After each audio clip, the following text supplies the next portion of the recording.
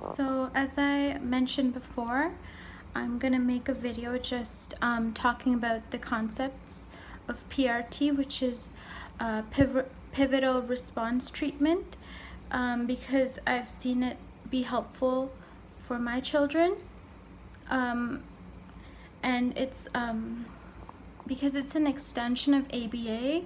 And my child with severe autism, he responds really well to ABA, because I think a lot of it is because of the therapist. She's really great. Like, he loves it. He looks forward to it. Initially, he's a bit like, oh, okay, I'm learning something, but then he just loves it and he's engaged. And I'm saying all that because a lot of people are against ABA, but I think if you have a really nice, humane, excellent, extremely educated, experienced, just dedicated therapist, and your child really responds well to it, I don't see a problem, especially if the child is progressing and you can see the graphs and all the data, so you know for sure the child is progressing. So anyway, PRT is an extension and of ABA. It's just a bit different in the sense that we as parents can incorporate it in our everyday life, in a natural, normal situation, throughout the day, and create games and stuff, which comes naturally anyway as parents. But with PRT, there's little tweaks here and there that'll make it more effective, and it's better suited to autistic kids than what we as parents would just naturally do. So it's natural for both the parent and the child, and it motivates the child because you're using items that motivate them to get a response. So it's called pivotal because it's pivotal, and the benefits of it spread across many. It's not just for even if you see a benefit in communication, you'll also see benefits across the board in other things, like reduction of bad behavior, or self-injury or something, because the child is things are making sense for the child, so they feel happy, they feel content. So you see benefits across the board, just because of the one application of this therapy that you're doing. Anyway, I'm gonna just I have my book in front of me. I'm just gonna mention the key procedures of PRT when you're starting with beginning words, beginning sounds, because a lot of nonverbal autistic kids, they just maybe they'll never get to the level of sounds, but vocalizing properly, but at least they can do intentional communication.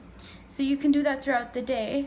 One thing that is kind of iffy is that my son, he's doing PECs as well, so he's using the flashcards. He's being trained in that, and he's responding well. He's worked hard on that. So with him, doing PRT isn't it's totally different, because with PRT I'm looking for vocalizations, and with PECs I'm looking for him to get the card and show it to me. So I can kind of adapt the PRT at home by, instead of looking for vocalizations, I could look for either intentional gaze and vocalizing, or intentional communication with the card maybe. So you can work with your therapist to try to figure out a good balance. My therapist, one of them, for my children, she did say that she doesn't think you should do both of them together because it gets confusing for the child, but there are ways to adapt what you learn to make it easier for the child to learn PECs as well with PRT. So so the basic procedures of PRT are child choice, maintenance tasks, natural rewards, and reward attempts. These are what the elements that they use to try to get first words and first sounds from the child.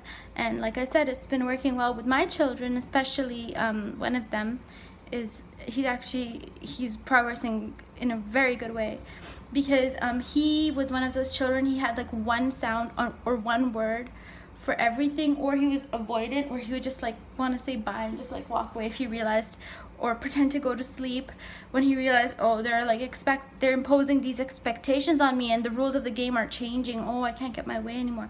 So his way was to pretend to go to sleep until like I would just leave him alone. So he was avoiding, and now we've seen a reduction in those behaviors in general by implementing PRT. So for child choice, you need to figure out, like I mentioned before, the toys, the games, the things that motivate your child. For my elder son, things that really, really, really motivate him are like tickles, bubbles. Now he's a bit bored of bubbles, but they're still kind of motivating. Computer games, videos on the computer and iPad, and like getting like rough play, like me doing up and down with him, lifting him up and down. Those are the things that really motivate him. So he's not like so much concerned with like those playing with a car or something. He won't do that. He doesn't have the capability to do that, but those other things will motivate him. So I know that those are good rewards for him if he does make a vocalization or communication attempt. Things like computer videos on the computer, or tickling or whatever, bubbles, or what else does he like? Just getting spun round and round, things like that. Those will motivate him to further want to communicate. Yeah, I can reward him with that. And then the other child, the things that motivate him are like cars, more cars and more cars, and spinning wheels. Sometimes like a slide, bubbles. And the thing with him is that his attention fluctuates and it switches really fast from item to item, and yeah, the behaviors where he'll try to avoid.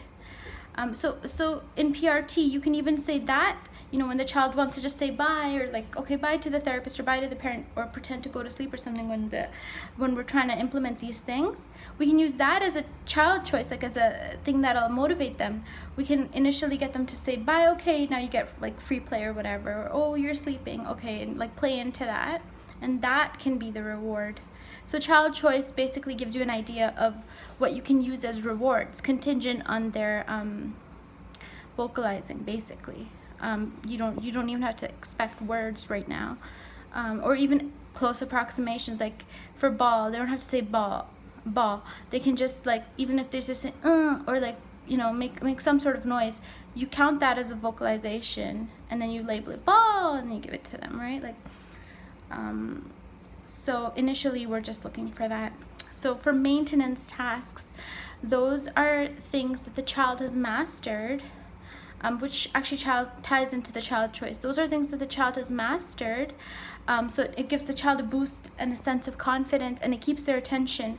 Because if you're just gonna make them try to, acquisition tasks, like if you're just trying to make them learn things, and that's difficult for them, especially for autistic people, it's really difficult. Like you're switching up the whole way that they're used to things. So it's good to intersperse the easy things, the things that they're used to, the things that they know they're good at, with the little bit of the difficult things. And there's a ratio of that, where you have to have a big ratio of the maintenance tasks, which are things that they're already good at in your PRT, and just a little bit of acquisition tasks, so they start learning new things. And then you have natural rewards. So those would be like I mentioned, from the child choice. So like, okay, I know my kid loves tickles, so a natural reward would be me tickling him when he makes that vocalization, or things like that. And then reward attempts. So then it gets into like very specific details. And then the other things that they say that you need to keep in mind to make sure you get the best responses out of your child are, number one, getting the child's attention. And that sounds easy, but you can forget that, especially in the moment. So some ways would be like to tap the item, to kind of shake it, make some noise. If you're gonna tickle them, to kind of say tickle, like, you know, start to get there, like make movements, try to get their attention basically. And it sounds easy, but for autistic, especially severe autistic kids, this can be really difficult, especially for the parent. Oh my God, like, oh, it's difficult. Okay, and then the second thing is providing a clear opportunity. So you have to be consistent as the parent, as the person conducting PRT. It's not casual. You're no longer doing those casual games which are vague and confusing for your autistic child. You're giving them a clear opportunity to respond, where you pause after, you can label the item like bubbles, right? Bubbles. And you wait for the response. Even if they don't respond, then you can relabel it bubbles. So you have to provide clear opportunities, a clear pattern, a clear routine of what you're doing, so that they know what to expect and they're not confused or angry or annoyed. And you have to give a contingent consequence. So you can't just give in to their behavior and be like, oh, well, he's having a tantrum, he's crying, let me just give him the bubbles. Or you have to be like, no, he has to respond before I give it to him. Otherwise the child will learn, oh, I can just get away with this. And there's also a very fine balance on that. So you have to be contingent, which is really, really hard. So yeah, these are the areas of PRT I've just read from this manual. So yeah, and I'll make another video to kind of talk about how it would play out in real life.